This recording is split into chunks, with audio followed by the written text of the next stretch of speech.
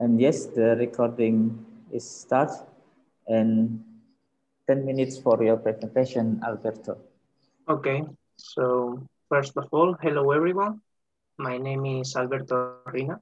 I'm a pre-service teacher from the University of Cantabria, and my co-authors are Claudia Lázaro from the Spanish Federation of Mathematics Teachers Societies and Tomás Recio from the University Antonio de Nebrija in Madrid. In this presentation, I'm going to talk about the Mathity Map and its digital classroom. First of all, I'm going to tell a brief description about math trails. The concept was born in the 80s with Blaine and Clark when they published a so-called math trail, a mathematics trail around the city of Melbourne. This publication presented a touristic activity where interested individuals and families take care a tour in the city of Melbourne, where mathematics could be discovered. For this purpose, the authors designed mathematical questions on interesting objects. In this way, we can define a math trail as a walk where you can discover and solve mathematical problems on real objects. These problems have as a characteristic feature that it should be necessary to carry out some interaction or measurement with physical objects, say, or environment involved in the task in order to solve it.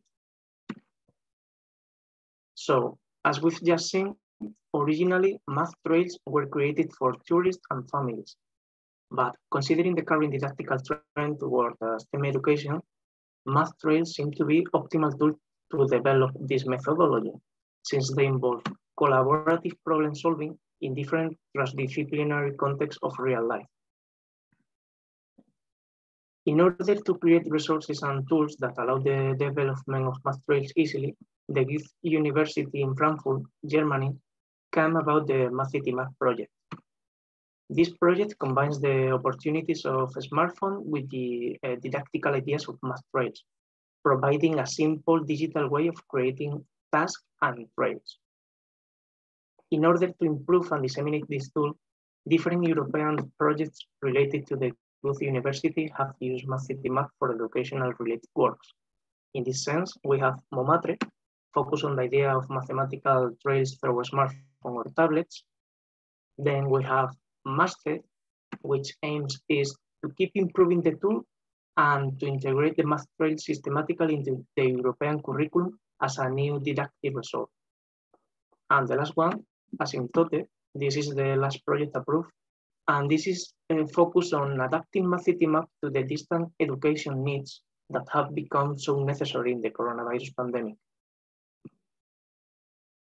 So, well, after this, let's see a very quick tutorial about how Mathity Map works.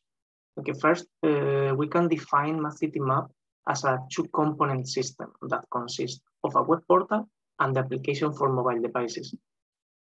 The Mathity Map web portal offers a handy tool for authors to create their own tasks and trails.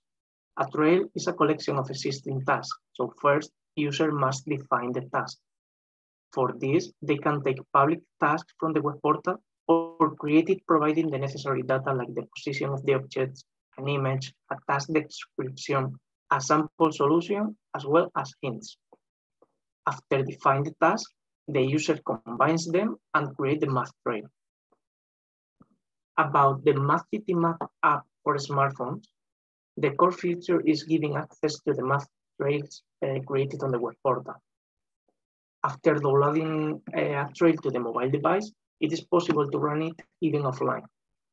The mobile app serves as a digital guide, showing the task of a trail via markers on a map. By clicking on the marker, the task is open. And in order to address the heterogeneity of the students, hints defined by the teacher are available, giving the student clues about the solution process. When introducing the answer, the app gives immediate feedback on the correctness of a student's solution. Depending on its quality, group receive up to 100 points per task. And after resolving the task, the student can read the sample solution also. Well, originally, a real or a written guide helps to discover interesting mathematics in the local area. The Mathity Map app for smartphones contains more than 1,000 electronic math trails guides from all over the world. Here we can see a thumb of Europe, that is the area where there are right now more math trails designed with MathCityMap. And now let's talk about one of the latest updates incorporated in MathCityMap, the digital classroom.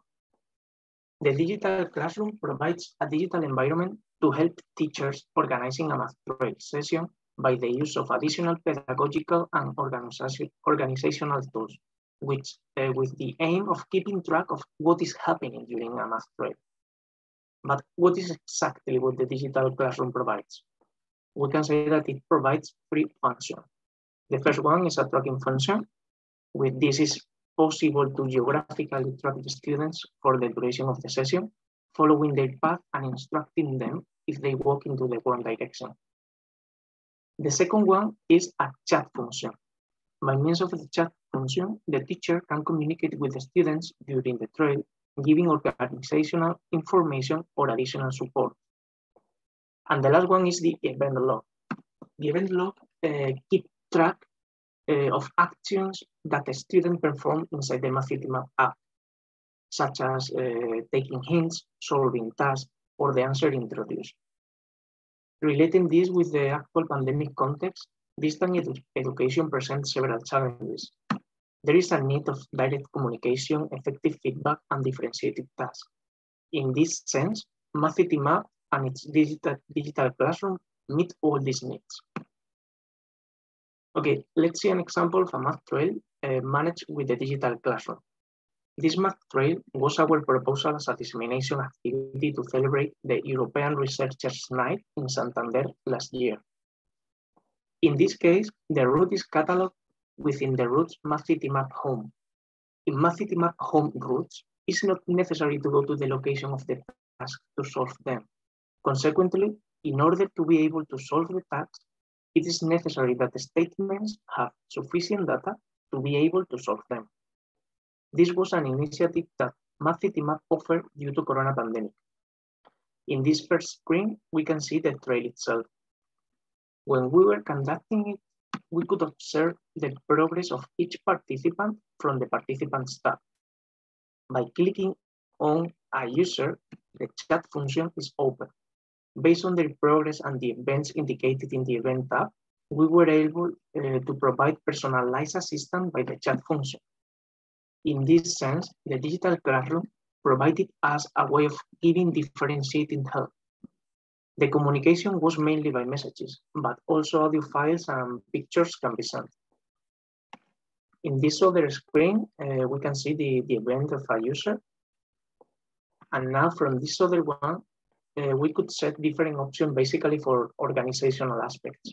The main feature used here was the global chat that we use to give organizational information. In this last screen, we can see the events of the whole group of participants. After run the trail, the log was used to evaluate the design of the math trail. So after this brief introduction of MathCityMap and its digital classroom, we can conclude that the use of MathCityMap provides autonomy to the participant by the possibility to collapse step hints to get an immediate feedback on the correctness of the solution or to show the sample solution. This autonomy is also thanks to the digital classroom that offers teachers a meaningful way to regain control in an open and outdoor learning environment. Therefore, MathCityMap offers multiple feedback sources as a combination of asynchronous and synchronous feedback. The last thing to mention is that annually user surveys and direct contact to the user during teacher training enable the MathCityMap project team to have a feeling for what is the next step to take. Continuous development is one of the most important parts of the project philosophy. Well, here for further information, you have here some related documents for those who are interested in learn more about MathCityMap. Well, that was all. Many thanks for your attention and thanks to the conference team for this opportunity. If someone has any question now, I would be glad to answer it. Okay, thank you, Alberto Rina, for your great presentation about MathCityMap digital classroom and some updates about it. And any questions for Alberto? You can type it on the chat or feel free to unmute yourself and ask your questions. I have a question. Yes. As a simple university student, can I create tasks in this application? Yeah, for sure. In my case, I'm a student from the university right now. You don't need, I mean, it's pre-registered. You can register in the app and you can start designing your tasks and your trails. Okay, maybe I will try, because in Hungary I can't see any kind of task. So. I think that probably you can find some math trails in Hungary, because you can also take public trails. Yeah. All the trails that I saw in the presentation, these ones are public trails. You can take this trail and also do it with your student. Of course, you have to go to the location, but you can also take these ideas or this task and take the idea to make your own trail in your area. So it's quite easy. It's really handy, the tool, and it's quite interesting. Thank you. You're welcome. Okay, any other questions? Someone raise her. Pak Adi. Yes, go ahead. Yeah. Okay. Thank you, Mas Imam. Yeah, I just give some of the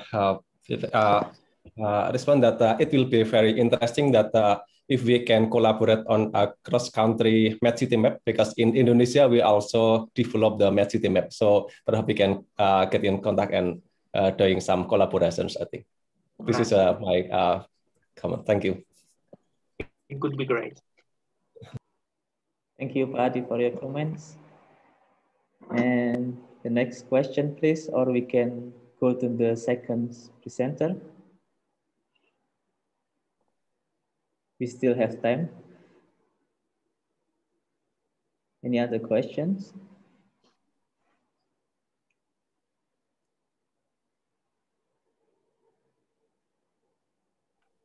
If no, so we have 6 presenters in this session. For the second one is Chris, who will present about the first result of the iterative STEAM design process in 3D modeling and printing with pre-service teachers. If the floor is yours for the next 10 minutes. I think you still muted. Please unmute yourself.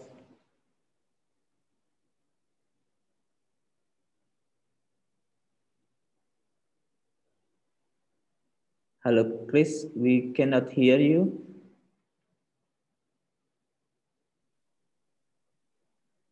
No, not yet.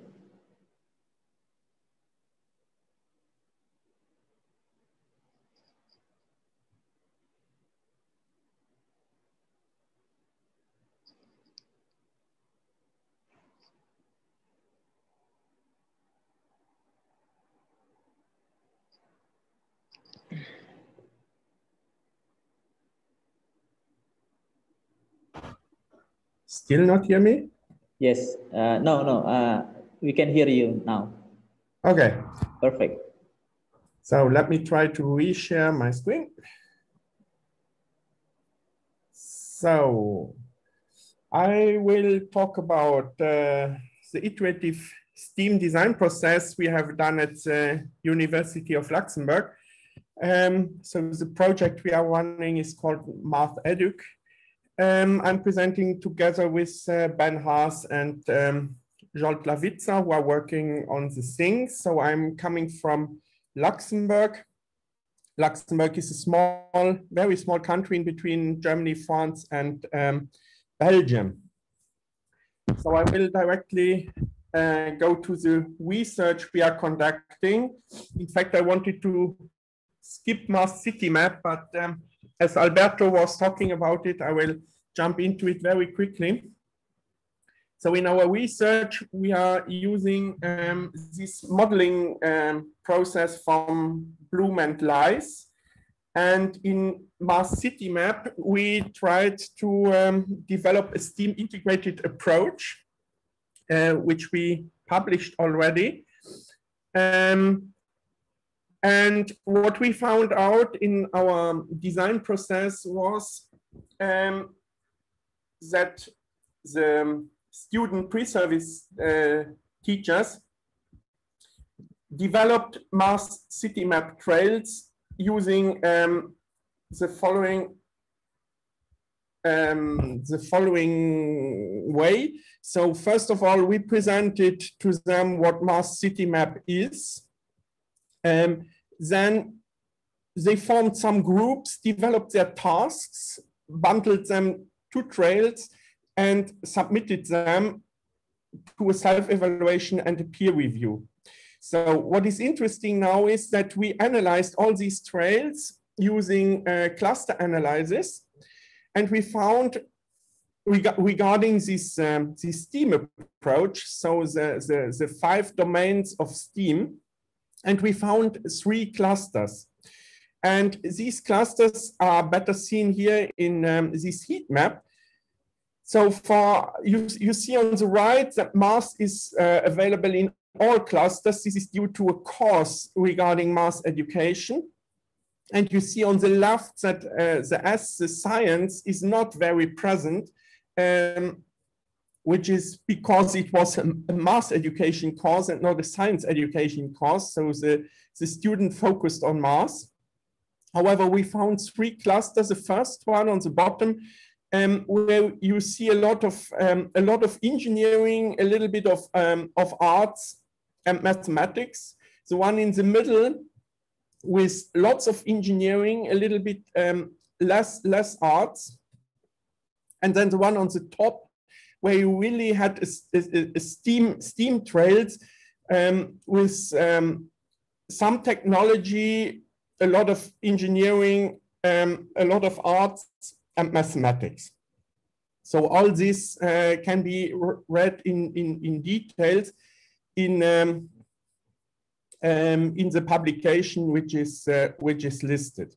So now let's come to this iterative STEAM design process. So first, what we did was 3D design of static objects. So of buildings, of monuments, and so on, using Autodesk Tinkercad, GeoGebra 3D graphic calculator, or very few students used Autodesk Fusion, which is also free for students. So we got designs. Here the pictures are from Tinkercad, from a city hall, or from a water tower. And then we started to print these objects. We are using CraftBot Plus Pro printer, which is very powerful and very calm. So you can even use it in classrooms. We started to print these things and compare them to the original. And we found out that the work our pre-service teachers did was very impressive. Here you see the city hall in ash. You see a bridge for people to cross the train rails. You see an old train which is there as a monument and was designed very powerfully. And finally, a use of still where you can really see that the wood and also the stones were very well modeled and also printed in detail. And after all this experience, we came to what we announced. We started to design functional objects. So we only gave the students indication that a functional object has a purpose, that it and generally it needs to be done through an iterative design process. We will come to this very soon. So there were different groups. So here you see a planetary gear set, which was modeled once and fitted quite well right from the beginning. An iPad stand, so you always see the pictures taken right after printing, so not yet clear. They are still working on it, and I got recently yesterday 2 further pieces for adjustment. And then a marble track where first on the left they tried to print these connectors, and then the different objects. Now they are trying to assemble them and see if they match. On the other hand, we had 3 groups who worked a little bit farther and who finished their work already. We had one group who designed a pen. At the beginning, we thought a pen is quite easy to design, but finally it wasn't. The result is quite impressive. Here you see a print in different colors. On the left, you have a PLA filament, and the other 3 are out of PETG. They designed a lot of details. So these pictures here are from the students with our logo from the university in Luxembourg, the pen, and the pen disassembled. So they had access to their own printer, and they did a lot of iterations before coming to this end product. A second group did also a marble track. So they started with printing different objects and to try out how they work together. They corrected the objects, and it was printed we received everything, but it was printing in 2 batches. So they, after the first batch, they tried already to assemble this spiral together to get the marble back up. They received the objects after verifying everything in a final print. They duplicated a few things you saw before, and they came to their final product. So a marble track out of the different objects, which you can see here from different angles. Quite impressive, everything matching and everything working. And the last group started to create a windmill. So they started with a picture of an existing object. And they also started with the first print with different objects like gears and axle. They saw quite quickly that there were some artifacts like at the corner or the window, those pictures on the left. They had things who were not stable enough, like the broken millstone axle on the top right, or there was not an ideal fit so the gears did not mesh at the picture on the bottom left. So they redesigned, we reprinted. You see a lot of more pieces, so they are coming closer to their final product. Here again, you had a few things were not working as expected. So the hole in the tower was too narrow, so the axle was squeezed and couldn't turn. And the windows on the tower seemed too big compared to the bottom part. So they, besides the gearbox fitted, but there were a few troubles. So the vertical axis was too long, the horizontal axis was too short, and the millstone axle was ill-assembled by the slicer or the printer. So we reprinted these few parts and then they assembled everything. They came out with a windmill. If you turn it around, it's open, so you can see the gears and the millstones. And when you turn, you can see everything turning. And they didn't stop there, so they decided to color it. So arts came besides the creativity they used already, they also used arts for painting. And so you see here the final product, which is really, really impressive. So I think I used my time. So this is what we are doing in this iterative STEAM process. And we can develop a lot of competencies for the students using this approach. I'm free for any questions. Yes, thank you, Yves, for presenting your works. And any question or comments to Yves? All right, one question. Oh, Pak Adi, you can unmute yourself to ask the question, or should I read your question? Okay, thank you, Mas Imam, and thank you, Professor Chris, for the presentation. It's very interesting because I also interested with this topic. And my question is how to bring or use these 3D objects into the MedCityMap environment or in the materials environment.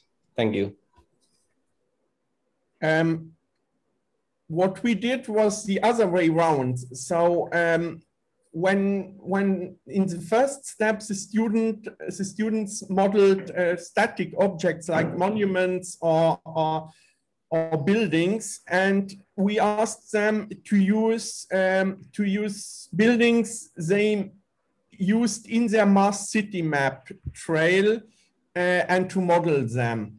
Of course, they were free to use other things as well, but a lot of students chose things which they already used in their MassCityMap trail. I think this way round it works. The other way round will be more difficult because you cannot leave these objects somewhere. They will get damaged or whatever. So it's not what MassCityMap is for. Okay, I see the topic is highly connected to the previous topic as well. It's still about MapCityMap. Any further comments or questions, please? Just go ahead to unmute yourself.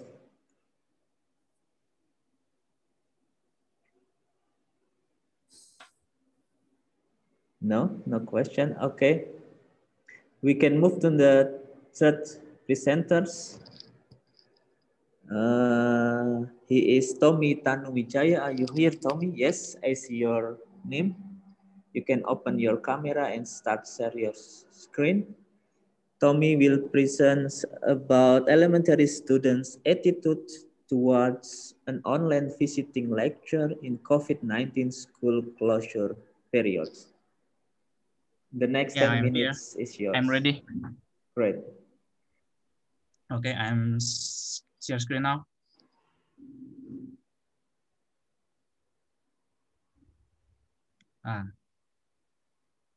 Can you see my screen now?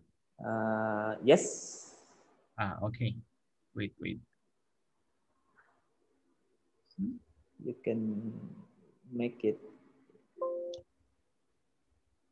full screen. Yeah. Perfect. Good evening from China.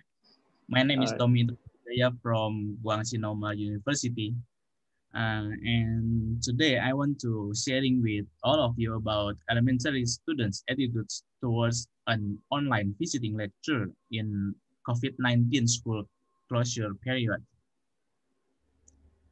In introduction, the first COVID-19 case was found in Wuhan at the end of 2019, and the virus has spread over the world quickly.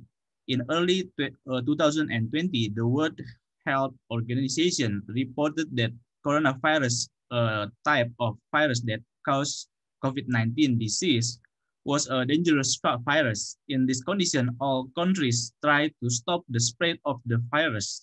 To deal of this problem, the government orders a national and regional lockdown, which the movement of people in control through the closure of road, public play, school, and so on. In here, students are not allowed to go to school. Alternatively, students take a distance learning program. The coronavirus has entered and spread quickly in Indonesia since 2020. Like another countries, in Indonesian government also orders territorial quarantine so that the student must to take a distance learning program that is usually conducted online or conducted using the internet.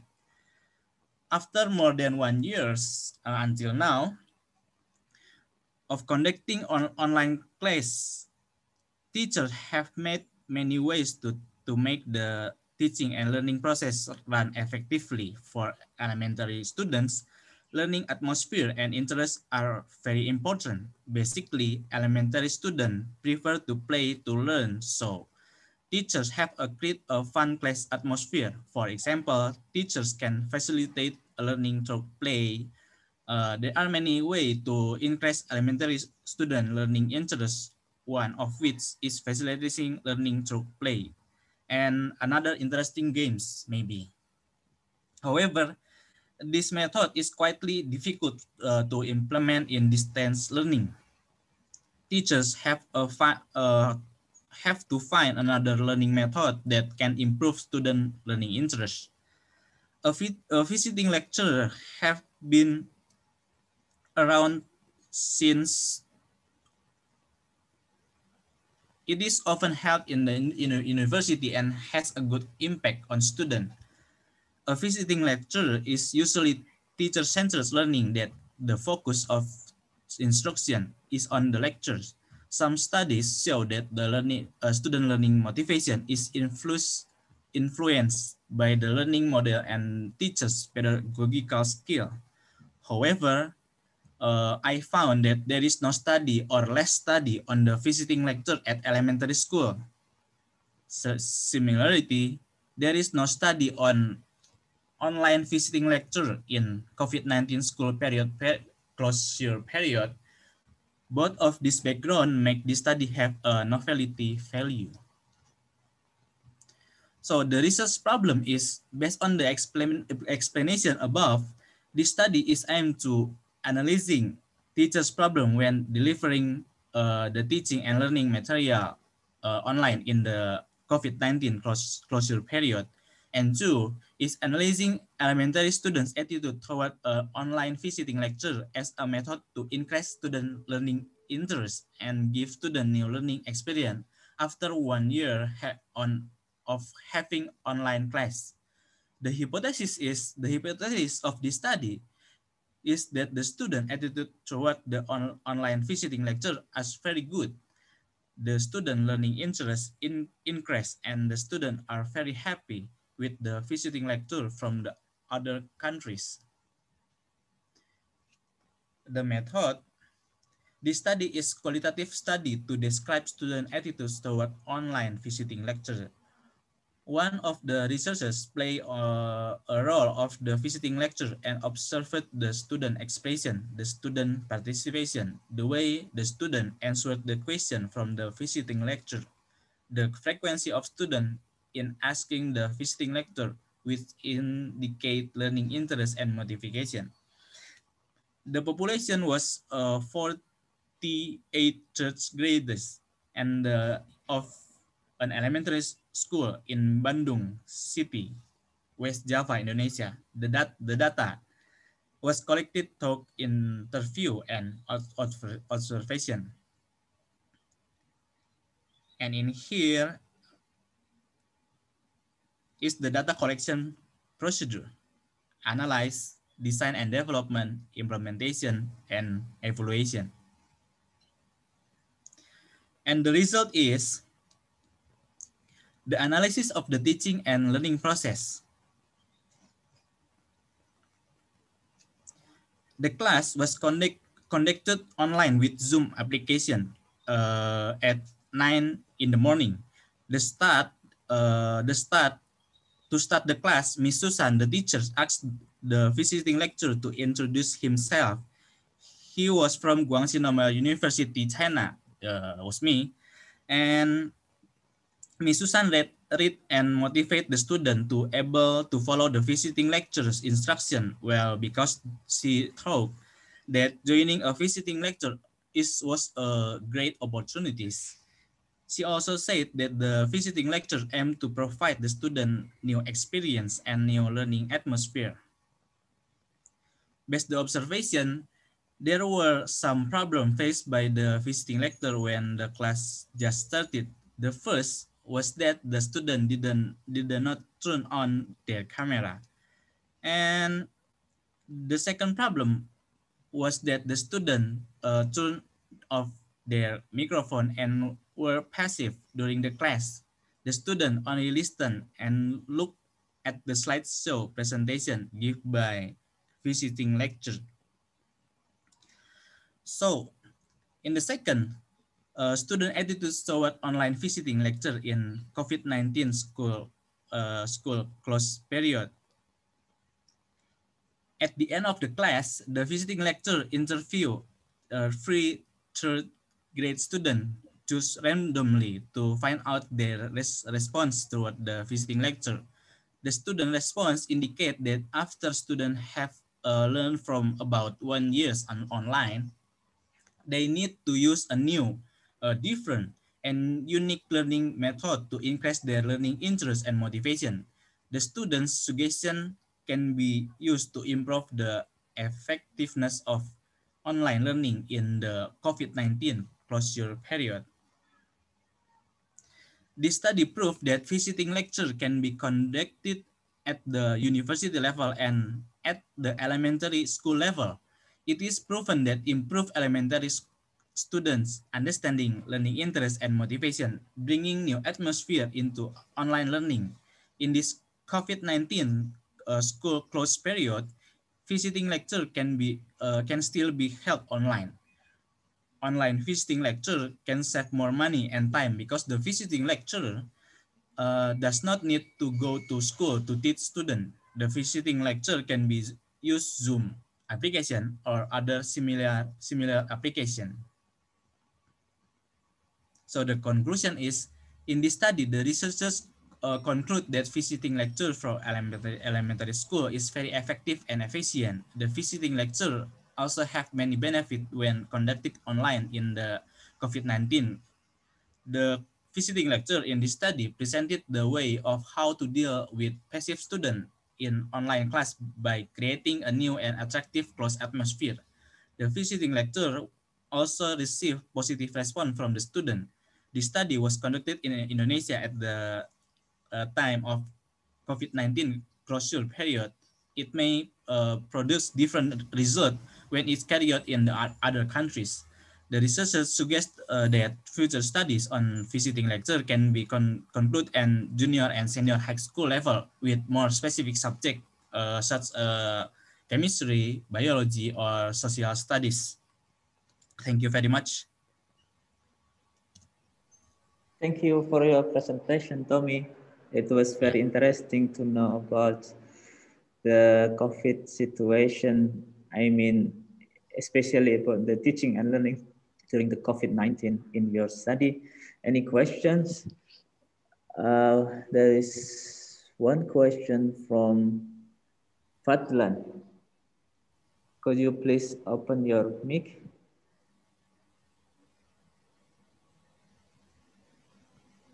We still cannot hear you.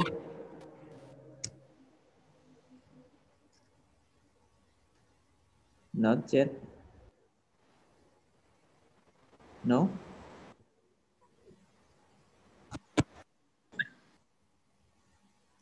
Sorry.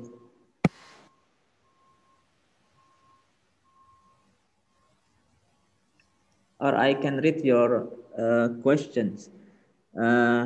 The question is from Fadlan Muklas. I believe he is from Indonesia as well. Maybe you can read. Okay.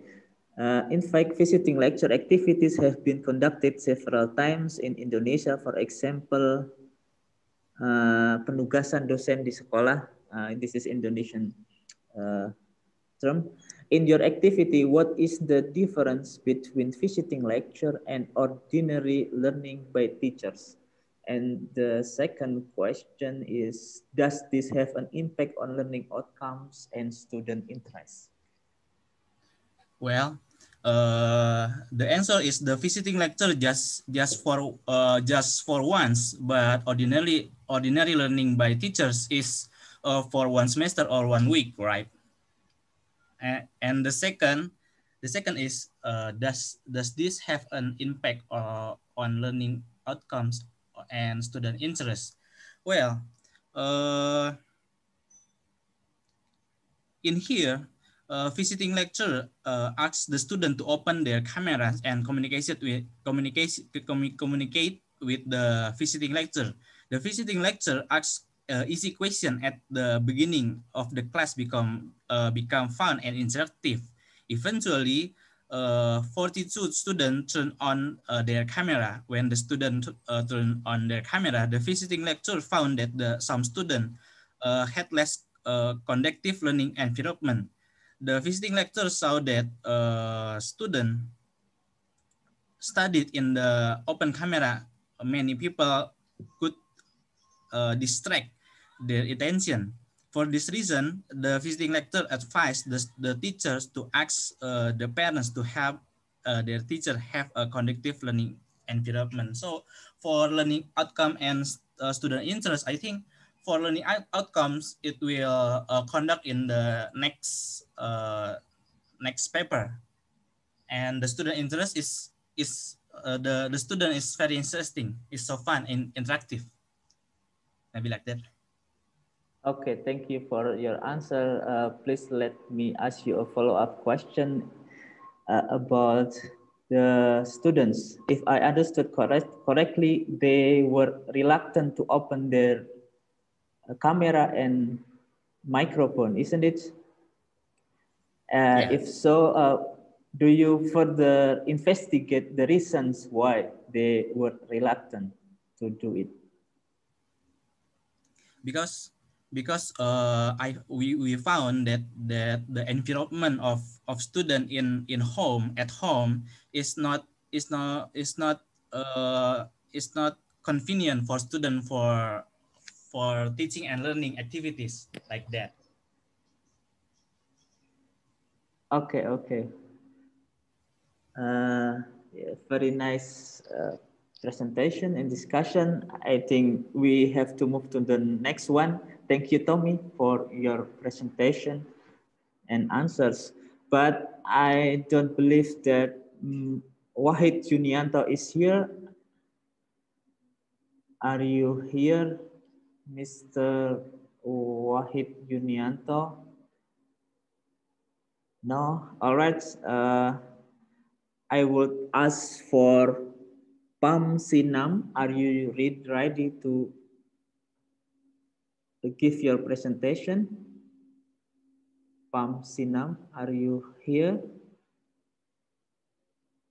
Nam, yes, I see your name.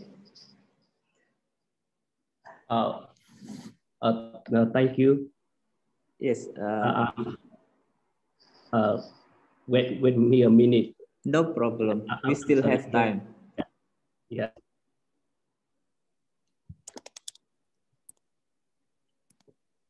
And the last presenters would be Felix Schwarz.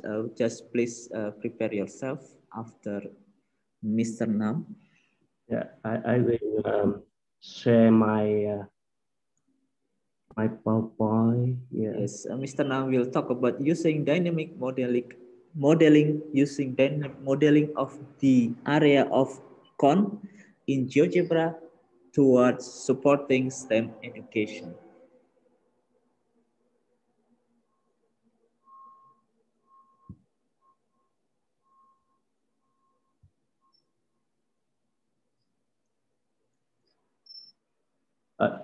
Do you see my PowerPoint? Yes. Yeah. Thank you.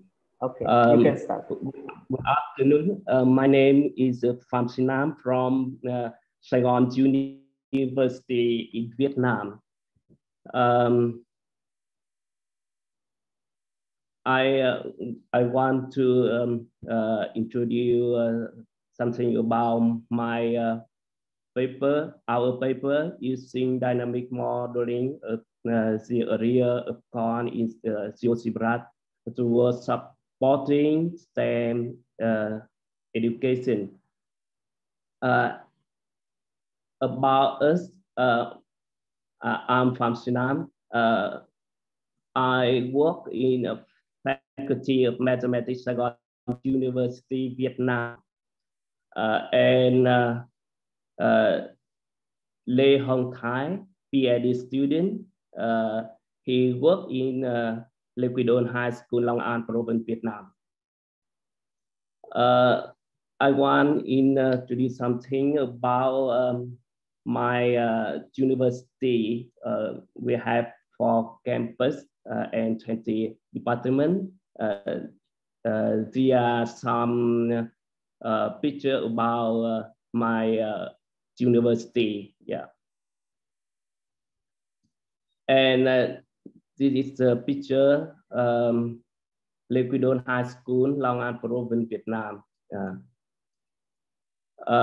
I want to introduce something about GeoGebra.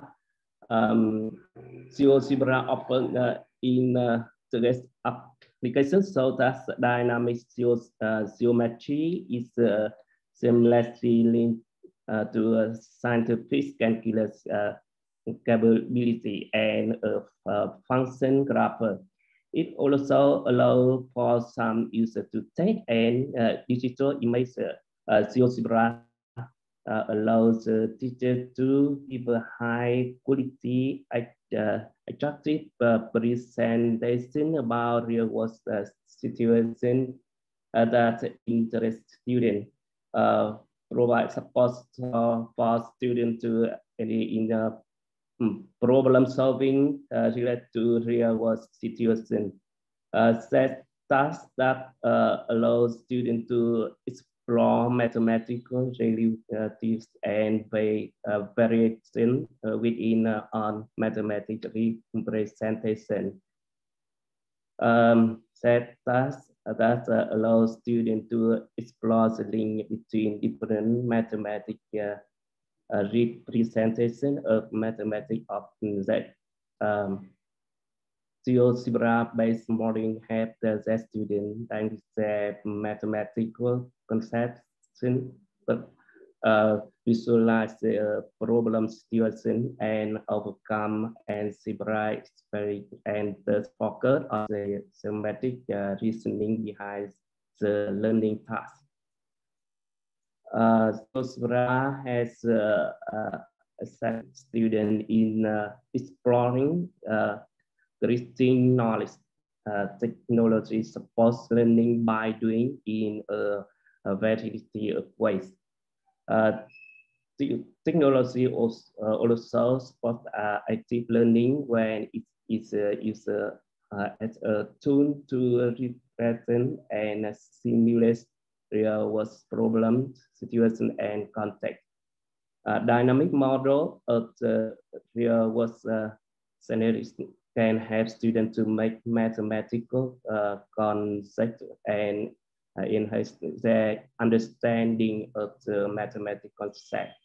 Furthermore, the multiply feature of dynamic model contribute to improving students' general attitude towards mathematics learning. First, GeoGebra provide many possible to help students obtain an intuitive feeling and to positive visualize math process. GeoGebra can be benefits in terms of the student visuality and conceptual thinking. about Vietnamese mathematics curriculum, 2018, mathematics in high school contribute to grades and develop the students' personality and ability.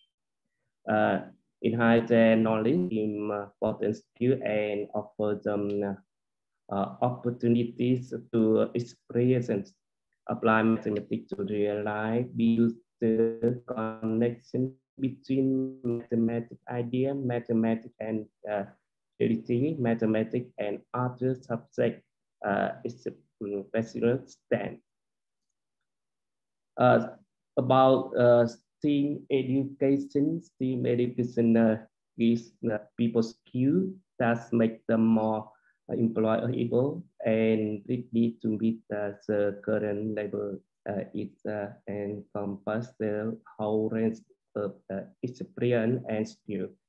Each STEM component bring a value contribution of well-rounded education. Science give learning and in the understanding of the world around us. It helps them to become better and at the research and critical thinking. Technology prepare young people to work in an environment full in high-tech innovation. You can see in real life, in many things in our real life. You can see on the screen, there are some glasses and traffic, yeah, and ice cream heads in birthday land, yeah. Corn is made to is tea, some tea, yeah.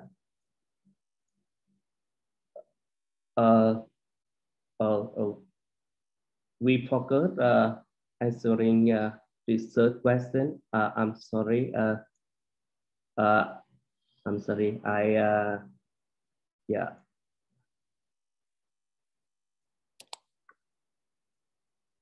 We focus to research question how to decide on safety of the junket course, how to make con in STEAM education.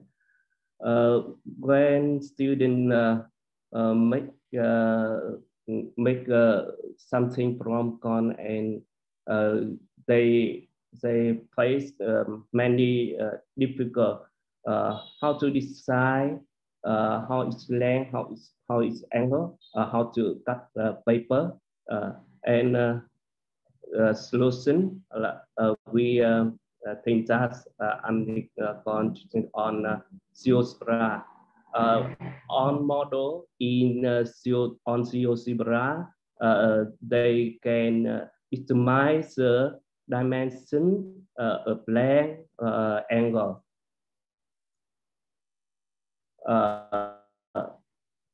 Yeah,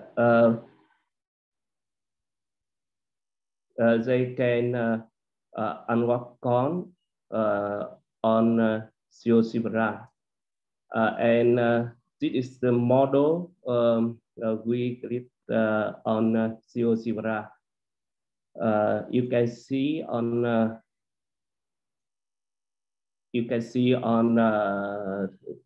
screen, yeah.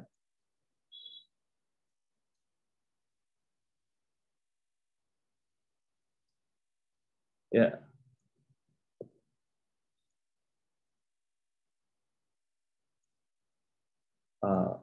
I'm sorry.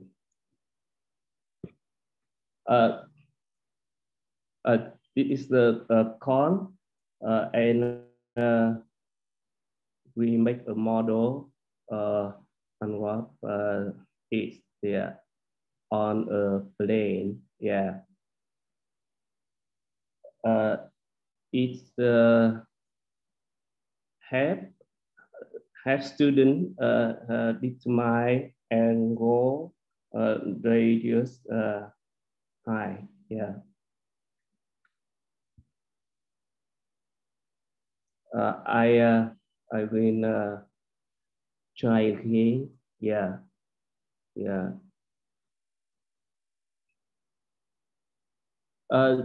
This model have us to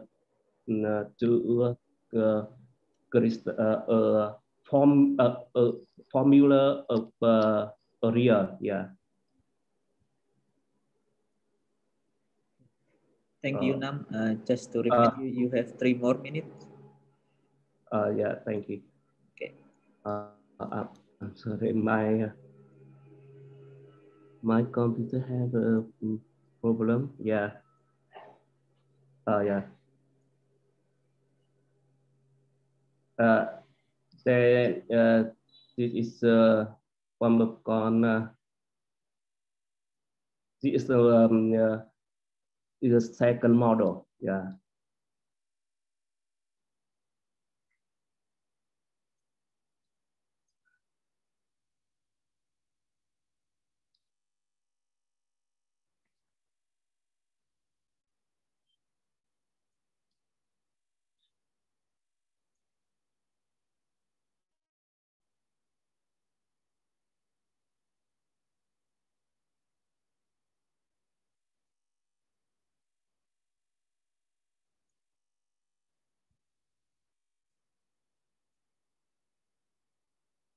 I'm sorry, it run slowly. Yeah.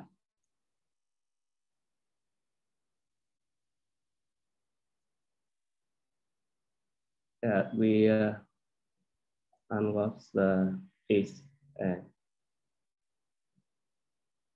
it show angle, radius, and dimension. Yeah. Yeah.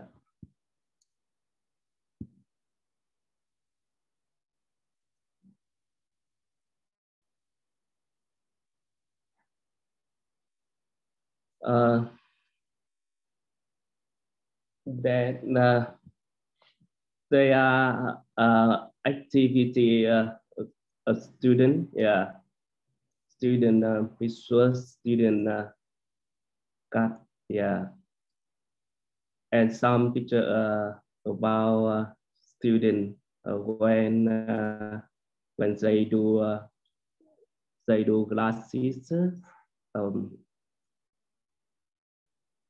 yeah.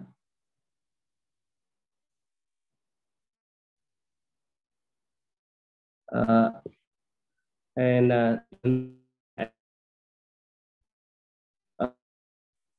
we discuss a student with their function to draw figure, make a dynamic manipulation along the position to create different color, offer a lot of opportunity change to improve teaching methods. Based on function of GeoGebra, the artist's main origins to work using software includes using software to simulate object real world scenarios. Students to help students understand knowledge in different representation. Using GeoGebra to design pattern and graphic. GeoGebra is an effective tool to help solve design problem in STEAM teaching. Yes, some instance we see that using software is mathematics teaching not only give a student visualization about knowledge, but also play a part in developing mathematical thinking in powerful new ways and science method to community of just ideas, STEAM teaching. Thank you so much for listening. Thank you for your presentation. It was very nice to see the cone on the GeoGebra applet. And any comments or questions to Pam Sainam? Sorry if I spelled your name wrongly. No problem. Yeah. Any comments or questions from some of you?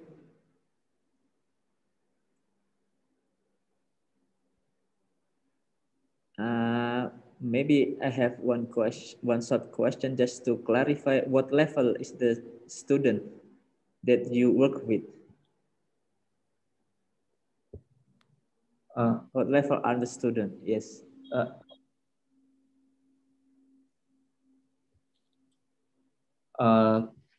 Excuse me, can you repeat the question again? Who are these students? Are they on the secondary or primary? I believe secondary levels, isn't it? Who are the students? Student in your study? Grade 10, yeah, grade 10, yeah. Oh, grade 10. Yeah, grade 10. Okay, all right. Yeah. Well, any other questions? If there's no questions, thank you very much, Mr. Nam, for your presentation. And you can stop your screen and we can move to the next one. And this is the last one, Felix Schwarz. Are you here? Oh, yes, great. Thank you so much. Yeah, thank you. Okay, yes, you can stop your screen and we can give the screen to the next speakers. Felix will talk about Mastery, turning maths education into interactive science fiction story. Wow, all right, sounds very interesting. Go ahead, Felix. Thank you, Imam.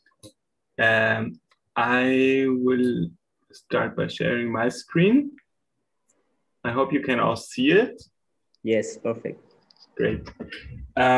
Yes, hello, my name is Felix Schwarz and I'm going to present to you today Mastery, which is a unique approach to transform mathematics education into immersive storyline experiences. Before we dive in, let's start with two basic insights from neurodidactics. The first one goes by the name of neuronal plasticity, and it states that ability and intelligence are no constants or no innate factors, but they improve with effort and practice, and the brain basically never stops building up new connections to account for new learnings. The second insight, which I think is very important but often neglected, states that for learning to be really sustainable, lived contexts are needed that provide opportunities for active engagement, that appeal to learners or to the students' emotional, social, and sensomotoric needs. Ideally, it should happen in embedded holistic experiences and include opportunities and incentives to apply their learnings. Now, I believe you are all well aware that this is not exactly how the reality of math education looks like at present schools, in many areas at least. So consider it just a reminder that still very often regular math instruction at schools fails to do justice to these neuroscientific findings. So teachers have a fixed mindset about their students' potential and practically ignore these insights about neuronal plasticity. Moreover, generally the environment of a school and of math classes in particular is very little appreciative of students' emotional and social life so little relatable, little engaging, and could be seen as a real opposite to the lived contexts which would actually be required for a sustainable learning success. To overcome this, with a special emphasis on elementary education at first, we developed the Matalaxi project about 4 years ago, which since has become a part of teachers' training at Free University of Berlin. Here you can see a glimpse of the Matalaxi project. This project is actually a project week. It consists of 4 days of preparation and 1 day of a real space trip. So during the preparation phase, students rotate through up to 10 groups. Each of these groups prepares one specific aspect of the adventurous trip. Some of them deal with imaginary planets, and others look up the location of those planets on a 2D galaxy map and try to figure out how to navigate a spaceship on a given route. Some program a robot by putting themselves into the shoes of a machine and breaking down their movements into lists of imperative commands, like this. Some communicate with an alien through an encrypted channel, decoding the messages letter by letter with basic arithmetics. And other groups practice a ritual dance like this, which is required by interstellar diplomacy, or they create symmetric bodies as gifts for the alien host. They build up an engine that is supposed to eventually drive the spaceship. And eventually, all these preparations merge together to culminate in a real, well, it's actually simulated, but for the children, a real trip to space and a real encounter with the alien, who they have already exchanged messages with. So in this way, Matalaxi provides students with various creative, technical, and embodied opportunities to connect to mathematics. But it also gives them an emotional reason to keep trying and to actually care about what they should learn. And we experienced that this combination is indeed very powerful, and actually a combination of engagement, accessibility, and collaboration, which is quite rare, I think, at schools.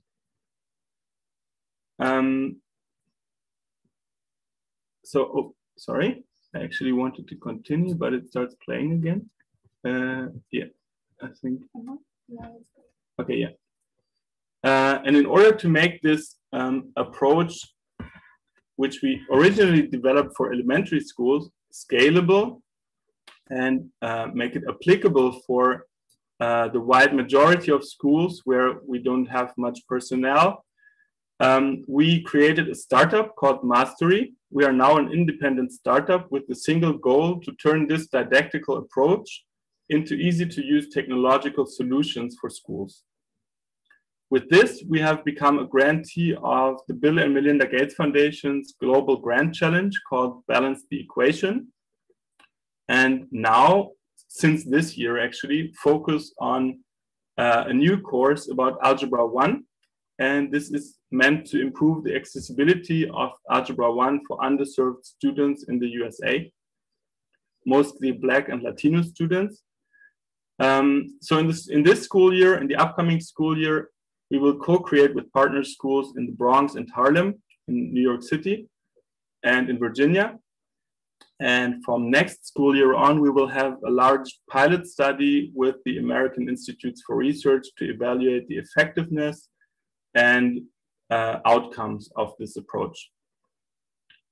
So how does it look like for an older age group? The idea is to develop an interactive science fiction series that brings Algebra 1 to life.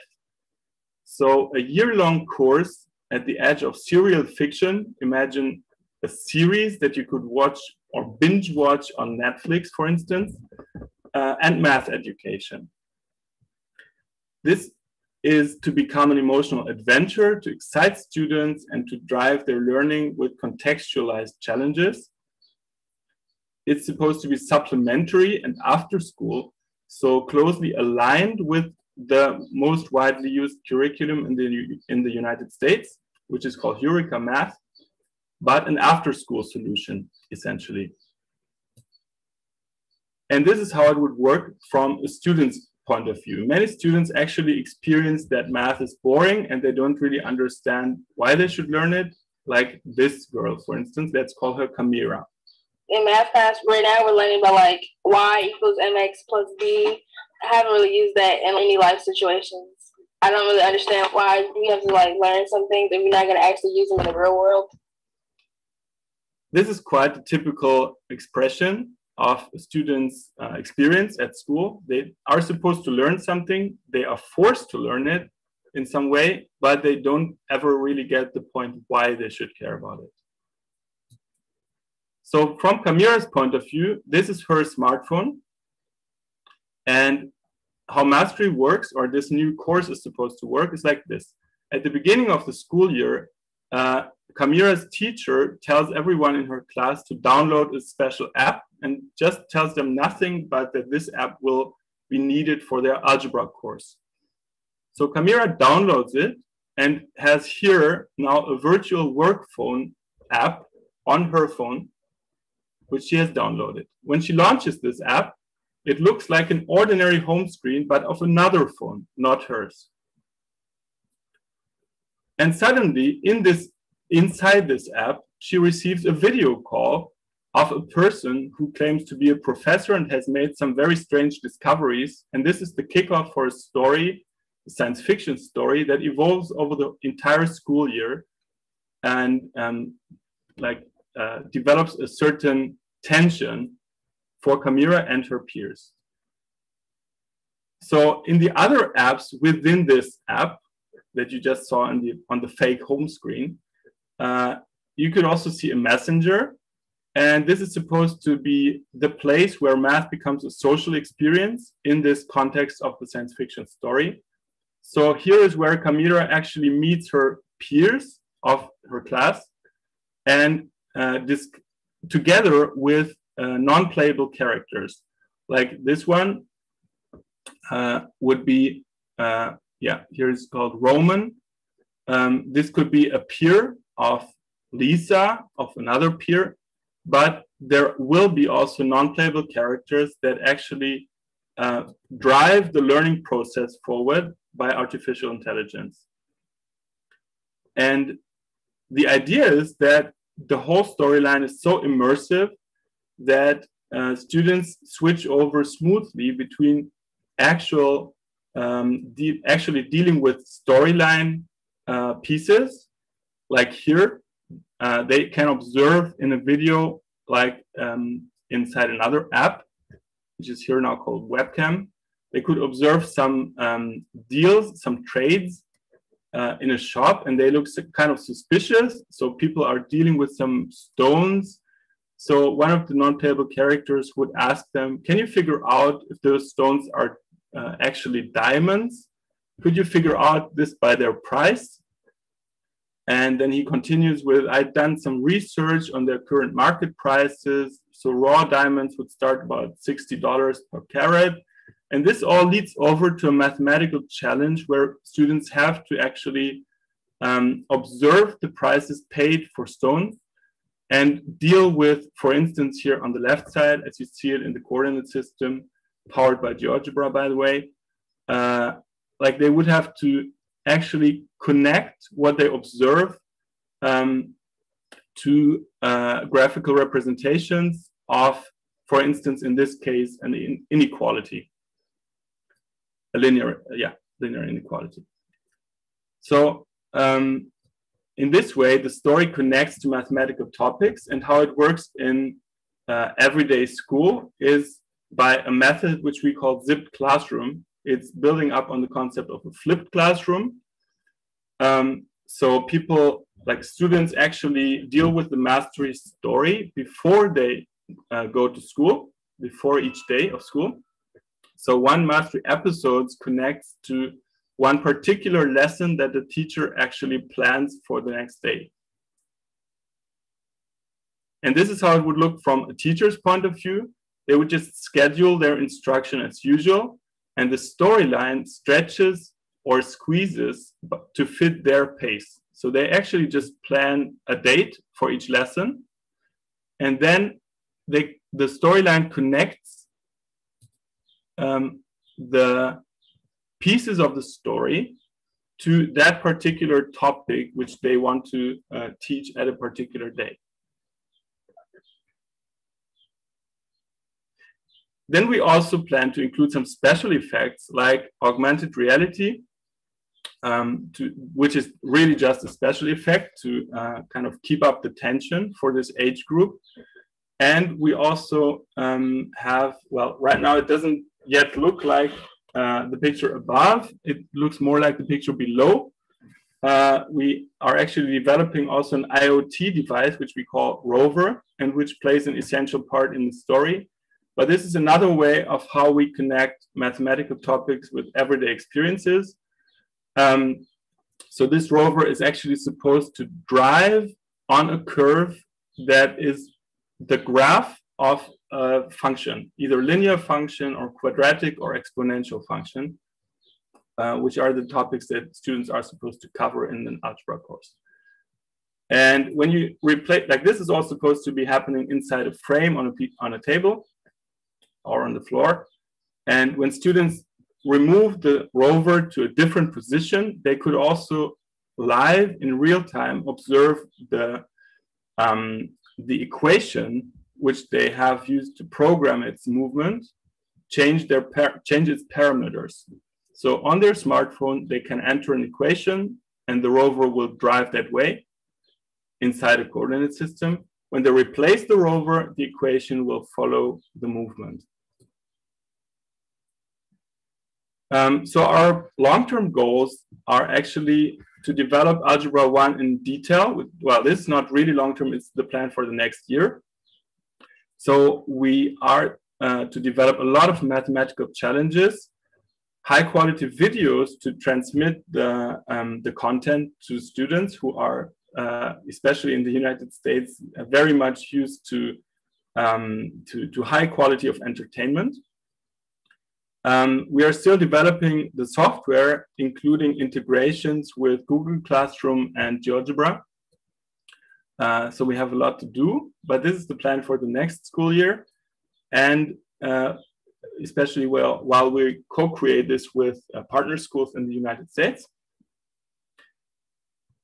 And then afterwards, we also want to develop more courses aligned with different curricula and also come back to the original approach of Matalaxy, which you could see in the beginning for elementary school children, to make all this material that you can see here on the left picture, which was basically self-made with laser cutters and with a lot of effort and requires also a lot of management from personnel, to make all this material step-by-step smart and modular, so it could actually be distributed to schools and used by single educators, or maybe if they work in teams, maybe up to 2 educators, but shouldn't require more effort.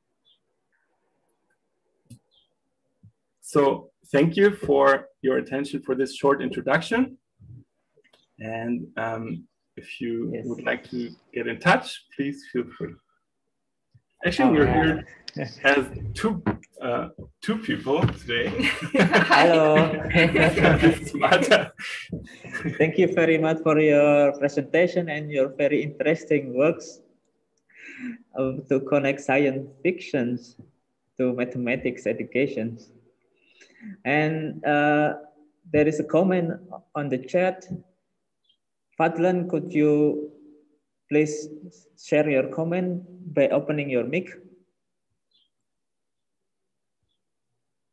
Hi, Felix. Thank you, Imam. Yes, go ahead. Okay.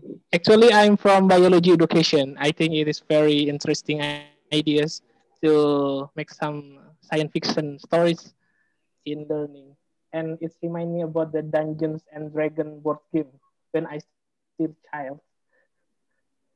Very interesting. Thank you. Did you also have a question about this, or is it just a comment? Just a comment. Okay, thank you. I think it's very interesting. Interesting So, and similar with Dungeons and Dragons games. Do you notice about the games? Yes, it is a little bit similar. Yes. Okay. The difference is obviously that this is really aligned with the curriculum and it's really meant for school use. So we are really trying hard to integrate it with existing teacher practices. This doesn't mean that we actually agree with all teacher practices as they are mostly still in effect. But in order to change things like a fixed mindset or like teachers who are afraid of trying out new things, or many have actually a deficiency-oriented view on their students, and to change things like this requires probably a long time. And our idea with this approach is actually to pick them up where they are and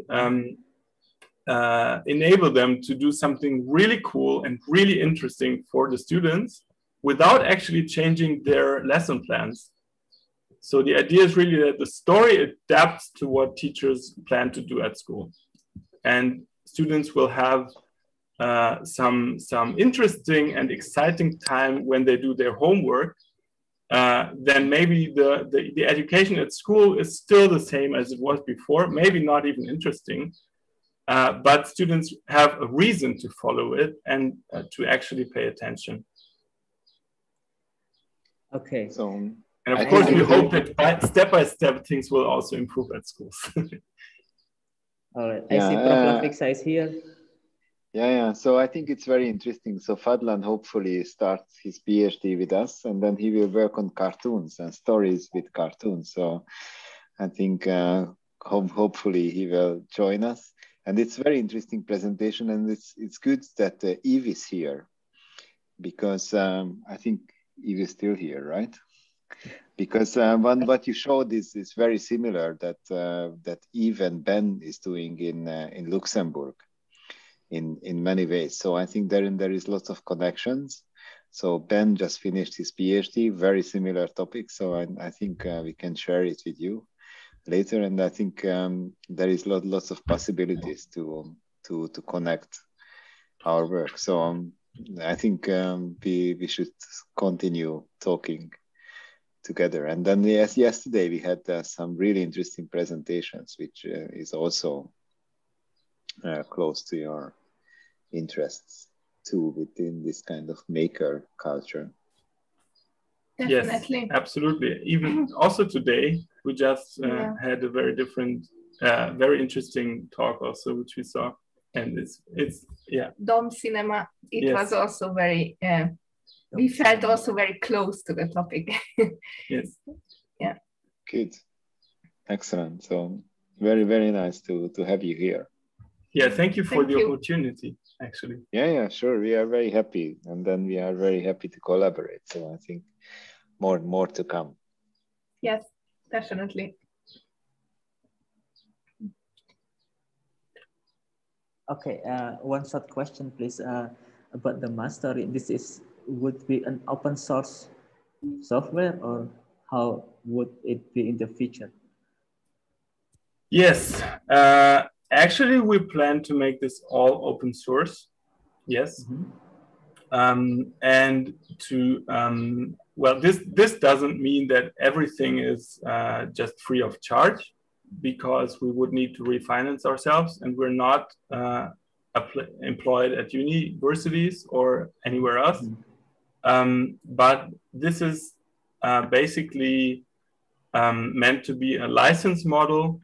All right. Where schools pay for the usage of Mastery, not the students, obviously, but the schools. Still, we plan to make this open source because we also see the potential in things like, including the devices, by the way, like including the rover that you just saw. This is also going to be open source and open design, and it's based on Raspberry Pi, for instance. And we see a great potential in open source and open design technology, to also open up the black box that mathematically powered technology presents to students. So, I mean, all students have plenty of experience with technology, and you can also tell them, look, this is all powered by mathematics. But I think it's still a different thing when they can actually open up the black box step by step, change things in it. If they really understand what a linear equation is, then they will be able to change also tiny parts about, or small, maybe even bigger parts of how the rover moves, or they can actually make it beep or do things like that. And this opportunity is really tied closely to open sourcing, I think. Okay, it is very understandable to make it freemium. You have the free version, yes, and on the other hand, you have the premium versions. Yes. Yeah. Okay. And also we can have we can share lots of experiences on this open sourcing model as well. And then Imam is doing a very interesting PhD on microgames, which is which you can use in the stories. So Imam has a huge collection of these small games, which is like some minutes to play, but it's inspiring the teachers. So I think Imam, you can share some of your papers, because he's just getting lots of these micro game papers. And then we have a very big network in Asia who are trialing this in many schools. So great. That is great. And of course, we are looking for as much content as possible, because this is a huge project and we have limited capacity.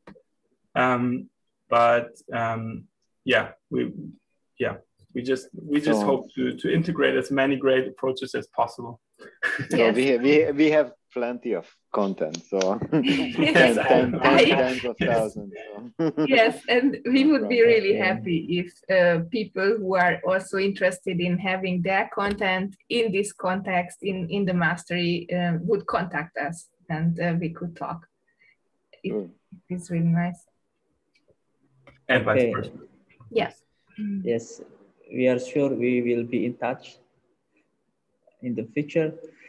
And I think we are running out of time a bit, 4 minutes, Prof. Lafixa. And if do you have closing remarks for this breakout session in this room? So I think we will need to go back to the main room, and I think we will continue the conversation from this point. But I think then there is lots of possibilities to share. So I think it was very, very good. And then hopefully you can visit us, and then you can see that what we are doing here, if things are opening up. Yes, finally. Yes, looking forward to that. Okay, thank you very much for your contribution to our discussion, and let's move to the main rooms. Once again, thank you for everyone. Okay, see you. Okay, see you in the main room. Bye-bye.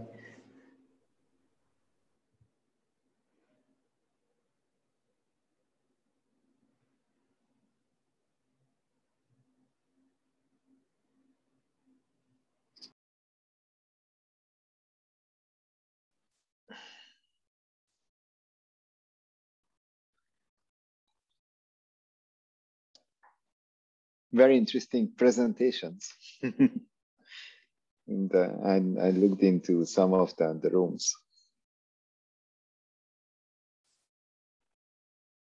Yeah, and the new participants here.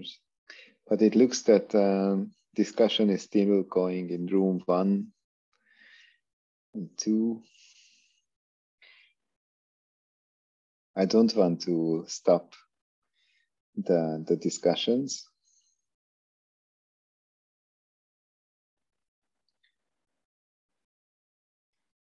So lots of familiar faces. Hello, Martin. Hello, Sean. Hi. Did you mean me? Yeah. Yeah. Hi. You have lots of Martins here. Yeah, I've seen that. So JKU is a Martin's magnet. Great conference. I really enjoyed to be here. Yeah. It's good to have you here. Yeah, so